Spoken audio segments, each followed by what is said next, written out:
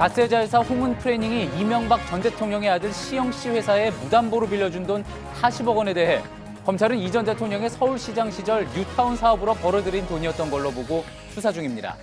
홍은프레닝은 이 전 대통령의 최측근 인사들과 처남 고 김재정 씨 부부가 잇따라 대표로 이름을 올렸던 회사로 이 전 대통령의 차명회사라는 의심을 받아왔습니다. 마이크 펜스 미국 부통령이 북한과 탐색 차원의 대화 가능성을 시사하면서도 핵무기를 포기하지 않으면 관계 변화는 없다고 선을 그었습니다. 국제사회의 고강도 대북 제재 속에서도 지난달 촬영된 북한 신의주의 모습은 과거보다 발전된 모습이었습니다. 한국 GM이 경영 정상화가 아니라 미국 본사 이익을 극대화하는 데만 몰두한다는 비판이 거셉니다. 홍준표 자유한국당 대표가 GM 사태는 노동 생산성의 문제라고 주장하면서 논란은 정치권으로 확산됐습니다. 설 연휴 첫날인 오늘 시민들은 가족과 함께 고향으로 향하거나 휴식을 즐겼습니다. 혼잡했던 고속도로 교통 상황은 저녁이 되며 조금씩 풀리고 있습니다. 설 당일인 내일 오전부터는 귀성 차량과 이른 귀경 차량이 한꺼번에 몰리며 다시 정체가 시작되겠습니다. JTBC 뉴스룸 지금 시작합니다.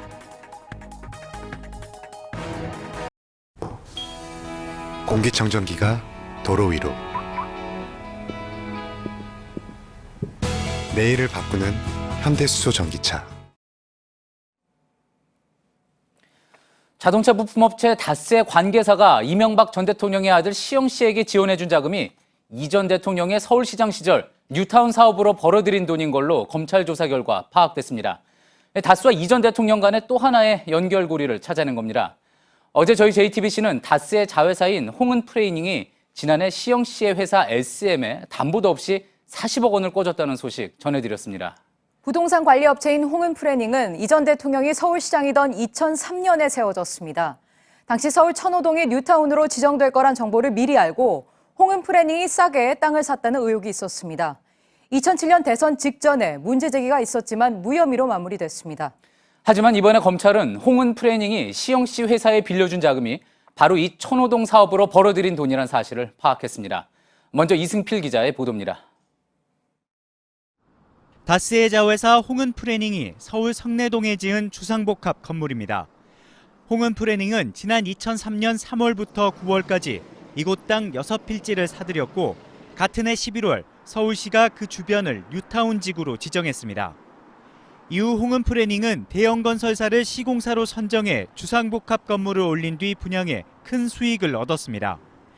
당시는 이명박 전 대통령의 서울시장 재임 시절이어서 불법 특혜 의혹이 불거졌지만 2007년 대선을 앞두고 수사에 나선 검찰은 무혐의로 결론 내렸습니다.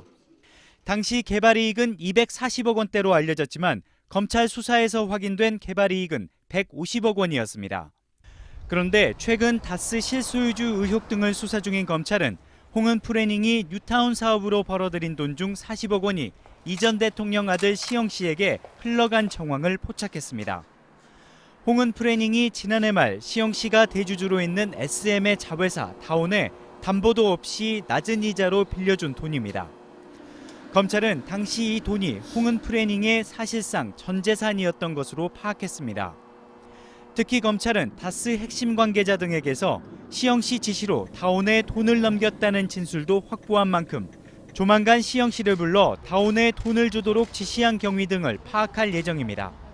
검찰이 다스와 함께 이 전 대통령의 차명회사로 의심받아온 홍은프레닝의 실제 소유 여부와 서울시장 재직 때 뉴타운 사업을 통한 부동산 투기 의혹까지 규명해낼지 주목됩니다.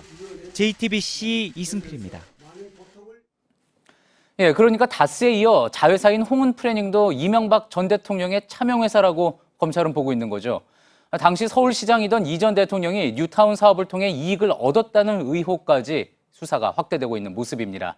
검찰의 취재기자 연결해 좀 더 자세한 이야기 들어보겠습니다.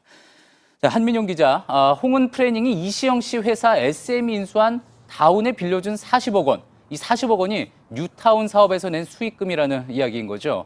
사업 자체가 상당히 진행된 지 오래됐는데 이 돈이 뉴타운 사업 수익금이 온 거라 이렇게 어떻게 알 수 있습니까? 네, 우선 홍은 플래닝이 어떤 회사인지 또 수익을 낸 사업은 있었는지 등을 먼저 짚어봐야 하는데요. 홍은 플래닝은 법인 등기상 부동산 임대업 등을 하는 회사로 되어 있는데 2003년 다스에 인수됐을 때도 적자 상태였습니다.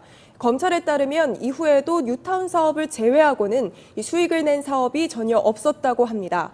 검찰이 홍은 플래닝의 자금 흐름을 분석해 보니 가지고 있던 돈은 뉴타운 사업을 통한 분양 수익밖에 없었고 이 때문에 다운에 빌려준 40억 원 역시 뉴타운 사업 수익금이라는 결론을 내린 겁니다.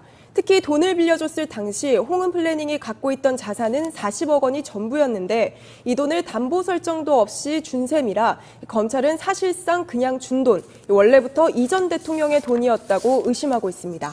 자, 그렇다면 회사의 전 자산을 탈탈 털어서 시영 씨 지시로 넘겨줬다는 건데, 자, 그러니까 검찰이 이제 홍은 프래닝 역시 이 전 대통령 차명 회사다 이렇게 보는 거군요. 네, 홍은 플래닝은 사실 2003년 다스에 인수됐을 당시부터 이 전 대통령의 최측근과 친인척이 대표를 맡아 차명회사란 의혹이 꾸준히 제기됐었는데요. 2003년 인수됐을 당시엔 이 전 대통령의 동문이자 친구인 안모 씨가 대표를, 집사로 알려진 김백준 전 청와대 총무기획관이 감사를 맡았습니다. 특히 2008년엔 처남인 고 김재정 씨가 김 씨가 숨진 2010년부터 2015년 말까진 김 씨의 부인 권영미 씨가 대표로 이름을 올렸습니다. 예, 그러니까 김백준 씨나 김재정 씨, 이 대통령의 측근이나 친인척인 거군요. 자, 이 홍은 프래닝이 천호 뉴타운 사업에서 어떤 방식으로 또 이익을 얻었는지도 궁금한 부분이기는 한데, 이 부분은 또 나중에 뭐 알려질 수도 있는 거겠고요. 앞으로 이제 검찰 수사가 어떻게 진행될지 궁금합니다. 네, 검찰은 우선 40억 원이라는 돈이 이동하는 데 관여한 인물에 주목하고 있습니다. 바로 오늘 밤 구속 여부가 결정될 이병모 청계재단 사무국장인데요. 이병모 국장은 시영 씨의 지시를 받아 홍은 플래닝이 무담보로 다운에 돈을 빌려주도록 관여한 혐의를 받는 인물입니다. 이 전 대통령의 재산을 모두 관리했었던 인물로도 알려져 있는데요. 최근 이명박 전 대통령의 차명재산 장부 등을 없앤 정황이 포착되면서 지난 12일 검찰에 긴급 체포됐고, 체포된 뒤에는 다스는 이명박 전 대통령의 것이다 라는 진술을 한 것으로 알려져 있습니다. 때문에 검찰은 이병모 국장을 홍은 플래닝의 뉴타운 사업 수익금에 대한 이 수사뿐만 아니라 이 전 대통령을 둘러싼 의혹들에 대해 한 걸음 더 다가갈 수 있는 핵심 고리로 보고 있습니다. 예, 지금까지 서울중앙지검에서 한민용 기자였습니다. 이건희 삼성그룹 회장의 최측근이자 2인자로 불리던 이학수 전 삼성전자 부회장이 오늘 검찰에 소환됐습니다. 2009년 삼성이 다스의 미국 소송비를 대신 내줄 때 이 전 부회장이 관여했기 때문인데요. 이 전 부회장은 현재까지 조사에서 대납 사실을 인정하고 있는 걸로 파악됐습니다. 이지혜 기자입니다. 이학수 전 삼성전자 부회장은 지난 1971년 제일모직에 입사해 2010년 회사를 떠날 때까지 40년간 삼성맨으로 지냈습니다. 이건희 회장 등 오너 일가를 제외하면 삼성의 최고 실세였고 때문에 삼성 2인자로 불렸습니다. 2009년 다스 소송 비용 대납에 관여해 뇌물공여 혐의로 오늘 소환된 이 전 부회장은 담담한 표정이었습니다. 이명박 전 대통령이 먼저 요구했습니까? 검찰에서 사실대로 성실하게 조사를 받겠습니다. 오전부터 시작된 조사에서 이 전 부회장은 다스의 소송 비용 대납 사실은 대체로 인정한 것으로 확인됐습니다. 2009년 3월 다스의 소송을 총괄한 미국 로펌 에이킹건프가 선임된 뒤 선임료 등을 모두 내줬다는 겁니다. 검찰은 이명박 전 대통령 측의 요구로 다스의 소송 비용을 내준 것으로 판단하고 있습니다. 이건희 회장이 2009년 12월 원포인트 특별 사면을 받은 것과 소송 비용 대납 사이에 대가 관계가 있는지도 추궁하고 있습니다. JTBC 이지혜입니다. 예, 이번에는 귀성길 소식 한번 전해드리겠습니다. 오늘 많은 분들이 아침 일찍부터 귀성길에 오르느라 힘드셨을 겁니다. 이 설 연휴 첫날 표정 어땠는지 영동고속도로 덕평휴게소에 취재기자가 나가 있습니다. 박준우 기자, 오늘 휴게소에 많은 분들이 찾았겠군요. 네, 제가 나온 이곳 휴게소에는 이렇게 식당과 쇼핑몰 뒤편으로 정원이 펼쳐져 있습니다. 장시간 운전으로 피로가 누적된 귀성객들뿐만 아니라 다양한 부류의 사람들이 오늘 이곳을 찾아 휴식을 취했습니다. 강아지와 함께 산책을 즐기거나 가족이 아닌 친구들과 나들이를 나온 시민들도 보였습니다. 특별한 뭐 제사도 없고 그래서 친구들하고 같이 또 우리가 보훈 휴양림의 국가 유공자 또 혜택을 받아서 그쪽으로 놀러 가기로 돼 있어요. 예, 박준우 기자 있는 곳이 지금 영동고속도로죠. 그러니까 올림픽 경기를 보러 온 분들도 많이 있었겠군요. 네, 올림픽을 보기 위해 평창을 찾은 외국인들도 취재진의 인터뷰 요청에 흔쾌히 응했습니다. 잠시나마 한국의 휴게소 문화를 체험하며 여유를 즐겼습니다. We are here for the Olympics. Very unique. It's something that we do not have in the United States. 예, 지금 고향으로 출발하시는 분도 있을 텐데요. 고속도로 교통 상황은 어떻습니까? 낮에 비해서 좀 정체가 해소됐나요? 네, 그렇습니다. 낮 12시쯤 정체가 극에 달했다가 서서히 풀려서 약 1시간 전인 저녁 7시부터는 완전히 해소됐습니다. 현 시각 기준으로 수도권에서 지방으로 나간 차량은 약 38만 대 정도로 추산됩니다. 도로공사는 자정까지 추가로 6만 대 이상이 서울을 빠져나갈 것으로 내다봤습니다. 예, 내일 또 이른 귀경객들도 있을 겁니다. 내일 교통 상황도 한번 짚어주시죠. 네, 내일은 말씀하신 대로 이른 귀경길에 오르는 차량들과 늦은 귀성객이 겹치면서 상하행 모두 붐빌 것으로 예상됩니다. 차량 547만 대가 내일 하루 고속도로를 이용할 전망인데요. 귀성길은 오후 5시에서 6시 사이 정체가 극에 달했다가 밤 10시 넘어서 풀리겠습니다. 반면 귀경길은 자정 이후에도 정체가 해소되지 않았다가 다음 날인 새벽 3시쯤 해소될 것으로 보입니다. 예, 영동고속도로 덕평휴게소에서 박준우 기자였습니다. 북한 태권도 시범단은 오늘 경의선 육로로 돌아갔습니다. 이제 남은 북측 인사 300여 명 가운데 가장 많은 건 220여 명인 응원단입니다. 응원단은 내일 남측에서 새해를 맞습니다. 박현주 기자입니다. 북한 태권도 시범단이 출입국 사무소로 들어가기 전에 우리 측 관계자들과 악수를 나눕니다. 지난 7일 내려온 시범단은 평창과 속초, 그리고 서울에서 모두 4차례 시범 공연을 펼쳤습니다. 방문 소회를 묻는 질문에 대부분 답이 없었지만 한 여성 단원은 남북 화합을 강조한 말을 남겼습니다. 이로써 이제 남측에 남아있는 북측 인원은 302명으로 줄었습니다. 이 중 가장 많은 응원단은 오늘 오전 평창 알파인 스키장에서 단체로 선글라스를 낀 채 야외 응원을 펼쳐 눈길을 끌었습니다. 오후엔 취주 악단과 응원단이 강릉 올림픽파크에서 30여 분 동안 야외 공연을 펼치기도 했습니다. 강원도 인제군은 내일 설날을 앞두고 응원단에 떡국 재료를 전달했습니다. 우리 정부는 대한체육회 차원에서 내일 진행할 선수단 차례 행사에도 북한 선수단의 참여를 권유했지만 북한은 반응을 보이지 않았습니다. 이에 따라 남북 선수단 공동으로 차례를 지내는 모습은 볼 수 없을 전망입니다. JTBC 박현주입니다. JTBC는 북한 신의주를 다녀온 러시아 학자를 통해 최근 모습을 확보했습니다. 신의주는 또 달라져 있었습니다. 중국을 비롯한 국제사회의 대북 제재에도 거리에 늘어난 택시들이 눈에 띄었습니다. 안지영 기자입니다. 러시아 학자가 지난달 촬영한 신의주 시내 모습입니다. 자전거를 탄 주민들 옆으로 빨간색 택시가 지나갑니다. 또 다른 거리에서도 영어로 적힌 택시 간판을 단 차량들이 보입니다. 2년 전과 비교하면은 일단 택시들이 많아졌습니다. 이것은 뭐 북한 사람한테 물어봤는데 요즘 신의주에서 그런 말이 있습니다. 사람보다 택시 많다. 대북 제재 속에서 오히려 택시가 늘어난 겁니다. 제재의 영향이 우리가 생각보다 그렇게 크지 않다는 것을 신의주 지역 같은 경우는 여전히 중국의 그 교류가 진행되고 있기 때문에 택시가 많아. 대형 호텔을 비롯해 공사 중인 고층 건물도 늘었습니다. 신의주의 한 공원 아래로 보이는 야외 스케이트장엔 사람들로 붐빕니다. 공원에선 꼬치구이를 팔고 신혼부부가 결혼 사진을 찍는 일상적인 모습도 보입니다. 다만 거리 곳곳에 걸린 체제 선전 문구 등이 북한 도시라는 걸 알려줍니다. 동사는 옛날에 찍을 수 있었지만 이제는 못 찍게. 사진을 찍고 나중에 안 좋은 목적으로 사용한다.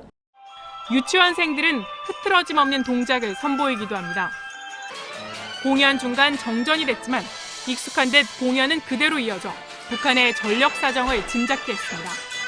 JTBC 안지연입니다.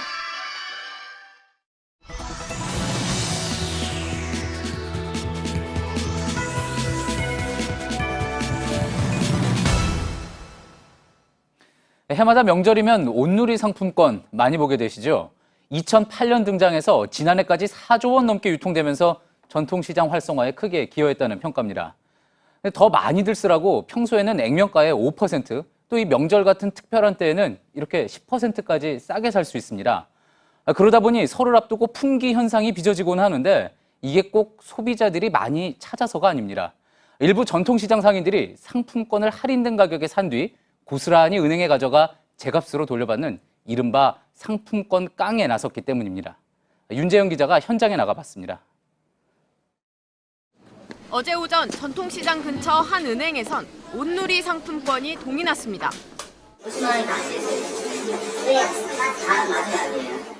기다리던 사람들은 항의를 합니다. 다 끝난 거 아침 9시 전부터 했어요, 사람들이. 9시 전부터 한 8시 한 40분, 30분? 오전부터 시작하고 5천 원 이렇게 30분. 다른 은행도 마찬가지입니다. 지금 다 팔렸어요. 저희 한 4천 명 정도 계속 팔았어요. 품귀 현상이 벌어진 건 정부가 명절 맞이 10% 할인 판매를 하면서부터입니다. 1인당 최대 50만 원어치를 현금으로 45만 원에 살 수 있습니다. 그런데 상품권을 현금으로 바꾸는 이른바 상품권 깡이 기승입니다. 네, 10,000원짜리 온누리 상품권입니다. 현금으로 장당 9,000원을 주고 샀는데요. 이 상품권이 어떻게 부정 유통되는지 알아보겠습니다. 서울 시내 한 상품권 매매업소에 들어갔습니다. 온누리 상품권 8만 얼마로 9,200원씩이요. 한 상품권 매매업자는 귀띔을 해왔습니다. 우리한테 상품권을 가져면 우리한테 또 가져가면서 누가 가져가요? 상품이에요. 저희는 가져가서 그냥 현금화 하면 되니까. 정부는 상품권을 현금화할 수 있는 가맹점주가 온누리 상품권을 직접 구매할 수 없도록 규제하고 있습니다. 그러자 편법이 생겨난 겁니다. 가맹점주가 제3자를 동원해 상품권을 사고 이를 다시 은행으로 가져가 현금으로 바꿉니다. 형제들이 지방에가 있으면 송금을 해줘가지고 주변에 뭐 노는 할머니나 뭐 누구 있으면 같이 데리고 가서 현금을 줘가지고 이 상품권 좀 사줘라. 상품권만 돌고 정작 재래시장 물건은 팔리지 않습니다. 상추 있잖아요. 대박수 하나만에 10만 원 안 남아요. 장사 하루 두 번에 하는 거보다 나아요. 하루에 우리 사무실 경리가 하루에 수십 번씩 가. 밖으로 시장에 도움이 안 돼. 잘못된 착상행동이에요. 상품권 구매 한도를 현재 50만 원 선에서 20만 원 선으로 낮추거나 개인에게는 판매를 제한하는 방법이 현실적이라는 제안도 나옵니다. 정부가 신고에만 의존하며 손 놓고 있는 사이 부정유통수법은 더욱 교묘해지고 있습니다. JTBC 윤재영입니다. 미국 플로리다주의 한 고등학교에서 총기 난사 사건이 발생해 최소 17명이 목숨을 잃었습니다. 올 들어 중고등학교에서만 벌써 4번째 난사 사건입니다. 미국 사회는 충격에 빠졌지만 총기 규제는 지금도 완화되고 있는 상황입니다. 부소연 특파원입니다. 겁에 질린 학생들이 책상 밑에 숨었습니다. 이어 강한 총소리가 들립니다. 현지 시간 14일 플로리다주 마이애미 북쪽 파크랜드에 있는 마조리 스톤맨 더글러스 고등학교에서 총기 난사 사건이 발생했습니다.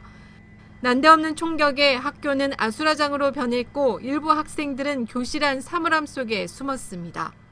Honestly, I'm still in shock. I don't know whether it'll hit me tonight or tomorrow. 경찰에 붙잡힌 용의자 니콜라스 크루즈는 이 학교 출신으로 교칙 위반으로 퇴학을 당한 것으로 전해졌습니다. 이딴 총기 난사 사건에 민주당 중심의 일부 정치인들은 총기 규제 강화를 촉구하고 나섰습니다. 하지만 총기 소지 옹호론자인 도널드 트럼프 대통령과 공화당은 총기 규제 강화 법안을 다룰 시기가 아니라는 입장을 고수하고 있습니다. 오히려 지난해 12월 미 하원은 공화당 주도로 공공시설에서 가방 등의 총기를 휴대할 수 있는 총기 규제 완화법을 통과시켰습니다. 로스앤젤레스에서 JTBC 부소연입니다. 비행기를 탔는데 엔진이 언제 터질지 모를 상황이라면 어떤 기분일까요? 미국의 한 여객기에서 실제 벌어진 일입니다. 승객들은 아찔한 공포의 순간을 보내야 했습니다. 이한주 기자입니다. 심하게 흔들리는 여객기에서 승객들이 안전구호를 외치며 몸을 웅크리고 있습니다. 언제 추락할지 모른다는 공포에 몸은 그대로 얼어붙었습니다. 미국 샌프란시스코에서 하와이로 향하던 유나이티드 항공기가 요동치기 시작한 것은 현지 시간 14일 오전 태평양 한복판을 지나던 중이었습니다. 착륙을 45분 남기고 굉음과 함께 오른쪽 날개에 엔진 덮개가 부서져 날아간 겁니다. 이후 엔진이 오작동하기 시작했고 추력이 떨어진 비행기에선 몸을 가누기 힘들 정도의 진동이 시작됐습니다. 363명의 승객은 여객기가 비상 착륙할 때까지 기도 외에는 아무것도 할 수 없었습니다. It was just horrible. They just told everybody to cross your hands and put your head down. 생사를 오가는 공포에 시달린 승객들은 비행기가 무사히 착륙하자 박수와 함께 안도의 한숨을 내쉽니다. 유나이티드 항공은 비상 수칙에 따라 비행기를 운행했고 승객 안전에는 이상이 없었다고 발표했지만 구체적인 사고 원인을 밝히진 않았습니다. 미 연방항공청은 유나이티드 항공을 상대로 사고 경위와 함께 비행기 정비 불량 여부를 조사하고 있습니다. JTBC 이한주입니다. 설 연휴 첫날인 오늘 전국 곳곳에서 교통사고가 잇따랐습니다. 연쇄 추돌 사고나 병목 구간 사고, 2차 사고가 계속 발생했는데 특히 명절이라고 딱 한 잔 마셨어도 운전대는 절대 잡으시면 안 됩니다. 윤정식 기자입니다.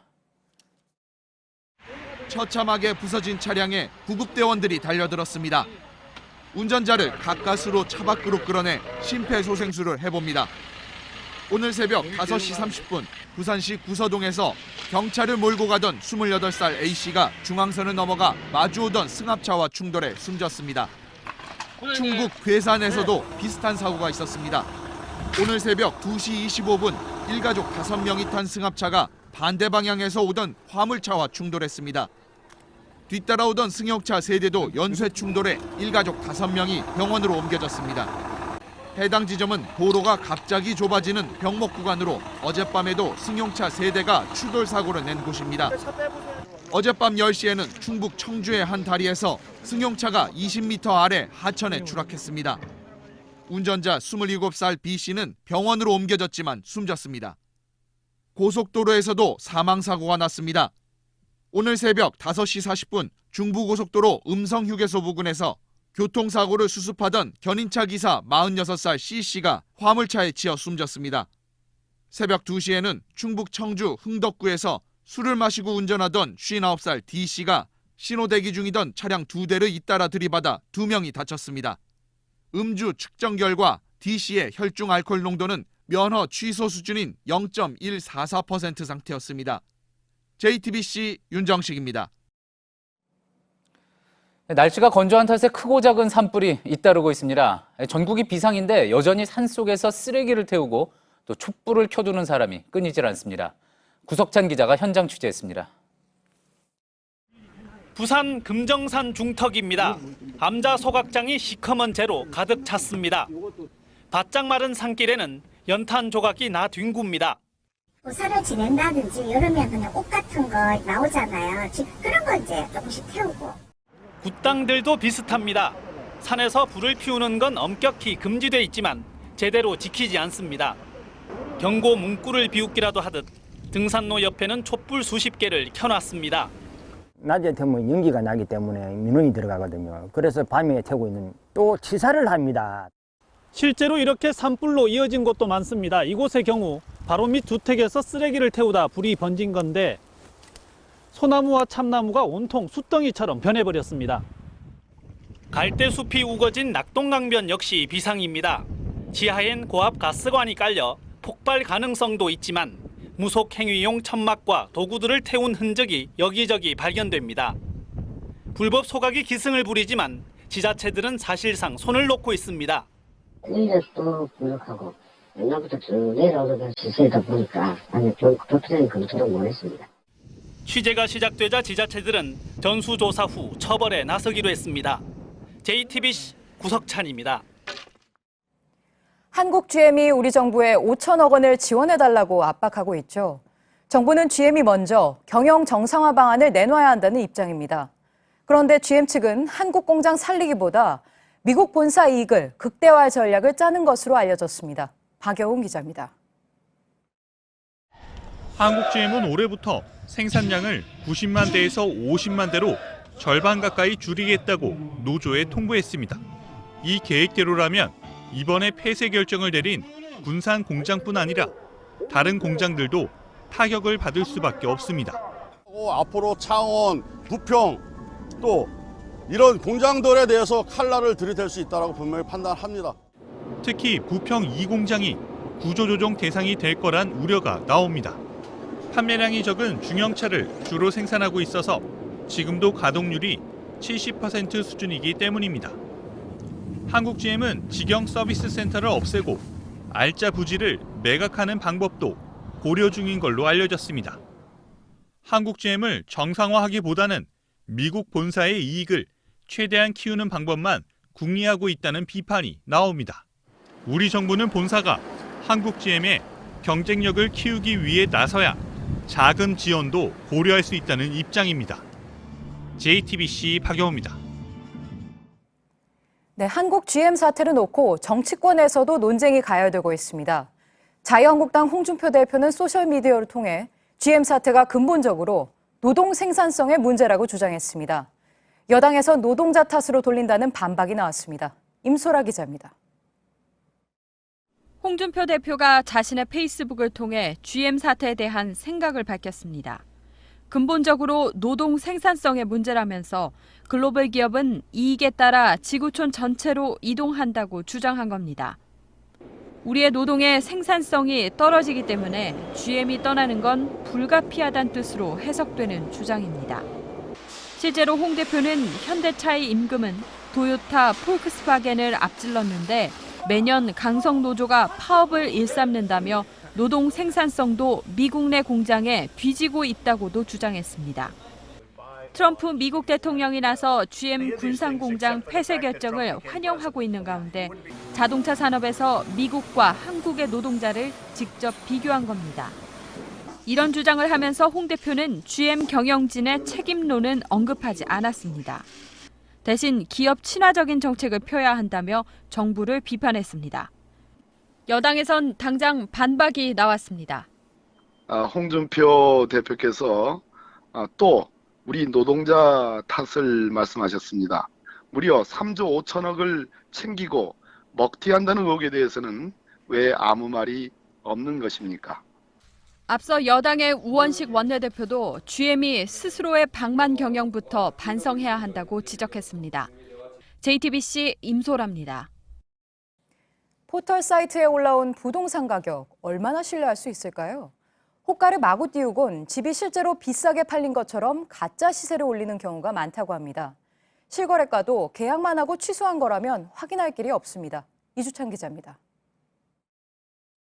인터넷 포털 사이트에 원래보다 1억 원 비싼 값에 한 달 전 거래된 것으로 표시된 서울 대치동의 한 아파트입니다. 거래 완료로 나오지만 중개업소에 확인해보니 아직 팔리지 않았다고 합니다. 저한테 있는 거는 지금 물건은 있어요. 부동산들마다 거래 완료 띄울 수도 있고 현재 진행일 수도 있는데 그건 우리가 다 얘기를 못하는 거죠. 값을 올려 부른 뒤 마치 팔린 것처럼 꾸며서 시세를 띄우는 수법입니다. 아직 매매가 이루어지지 않은 것으로 표시된 매물도 신뢰할 수 없습니다. 중개업소에 문의하면 값을 올려야 살 수 있다는 뉘앙스를 풍기기 때문입니다. 매물은 없어요. 안 팔라고 그러니까. 18억에 팔겠다고 1년 정도 내려드는 사람들이 갑자기 이제 18억, 19억, 20억 올라가고 그랬어요. 이 사이에. 이렇게 가격을 띄우다 보니 국토부가 조사한 실제 거래 가격과 차이가 많이 납니다. 서울 개포동의 40평대 아파트 호가는 19억 원이지만 같은 단지 아파트의 실거래가는 17억 원대입니다. 서울 도곡동의 30평대 아파트 호가도 실거래가보다 1억 5천만 원 비쌉니다. 실거래가라고 해서 다 믿을 수도 없습니다. 높은 가격으로 계약해 실거래가를 신고한 뒤 해약을 하더라도 계약 취소 사실은 신고할 의무가 없습니다. 정부는 이런 맹점을 해결하기 위해 해약할 경우 실거래가 신고를 반드시 취소하도록 법 개정을 추진 중입니다. JTBC 이주찬입니다. 제주 게스트하우스에서 여성 투숙객을 살해한 혐의로 수배를 받던 중 숨진 채 발견된 한정민이 스스로 목숨을 끊은 것으로 보인다는 국과수 소견이 나왔습니다. 경찰은 한정민 지문이 피해자 얼굴에 붙어있던 테이프 등에서도 확인됐다며 한정민의 살인 혐의가 입증됐다고 밝혔습니다. 시뻘건 불길이 엄청난 양의 연기를 토해냅니다. 오늘 오후 1시 50분쯤 울산 울주군 온양읍의 자동차 정비소에서 불이 났고 뒤이어 북구 산화동과 언양읍 야산에서도 건조주의보 속에 불이 났습니다. 공사장 옆 도로가 꺼지면서 흙더미가 차들을 집어삼켰습니다. 이탈리아 로마 북서쪽 발디나 지역에서 깊이 10m에 달하는 싱크홀이 생긴 건데 차량 6대와 집 여러 채가 꺼졌지만 인명피해는 없었습니다. 지난 10일 미국 LA 한인타운에서 한국계 할머니를 폭행한 용의자를 현지 경찰이 체포해 증오 범죄 여부를 조사하고 있습니다. 히스패닉계인 40대 남성은 특별한 목적 없이 무작위로 피해자를 골라 범행한 것으로 보인다고 LA 총영사관이 밝혔습니다.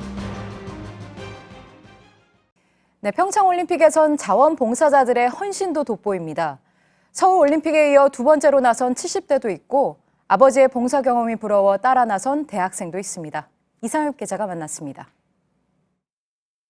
30년 전 가을 32살 구건서 씨는 서울에서 택시를 운전하고 있었습니다. 라디오에서 흘러나온 안내방송이 마음을 흔들었습니다. 자원봉사 요원은 만 16세 이상이면 누구나 될 수 있습니다. 우리 모두 동참해서. 곧장 잠실로 달려간 구 씨는 외국인 귀빈들을 태우고 서울 곳곳을 안내하는 역할을 맡았습니다. 30년이 흘러 구 씨는 누구보다 먼저 자원봉사에 지원했습니다. 이번엔 경기장 출입카드를 발급해주고 있습니다. 그때는 첫 번째 서른이고 지금 이제 두 번째 서른을 맞으면서 저도 젊어지는 것 같기도 하고. 70대 최상원 씨도 자원봉사자로 맞는 두 번째 올림픽의 감회가 남다릅니다. 이제 30년 전처럼 외국인 관람객 상대하는 게 쉽지 않지만 큰 행사에 도움을 줄 수 있다는 게 즐겁습니다.